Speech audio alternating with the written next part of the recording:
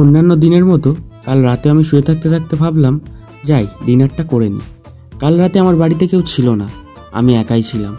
এরপর ডিনার করে নিয়ে শ্রাদ্ধ বাড়ি থেকে আনা মিষ্টিটা খেয়ে শুয়ে পড়েছিলাম।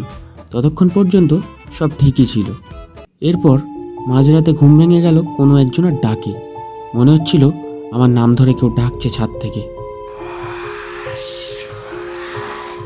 এরপর আমি ভয় পেয়ে সিঁড়ি থেকে আস্তে আস্তে ওপরে উঠে কিছু দেখতে পেলাম না। শুধু দেখলাম যে ছাদে যে চেয়ারটা রাখা থাকে সেটার উপর একটা আপেল কলা রাখা আছে। এটা দেখে আমি খুব ভয় পাচ্ছিলাম।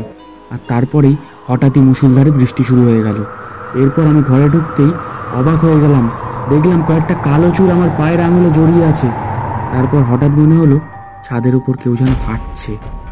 আমি সিঁড়ি থেকে উঠতে উঠতে ভাবলাম এখন রাত 2টো বাজে আর বাড়িতে কেউ নেই, কে হতে পারে এটা।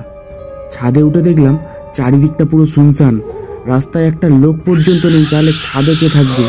এটা ভেবেই ছাদ থেকে আমি হুড়মুড়িয়ে নেমে গেলাম আর এসে মন্দিরটা বন্ধ করে দিলাম।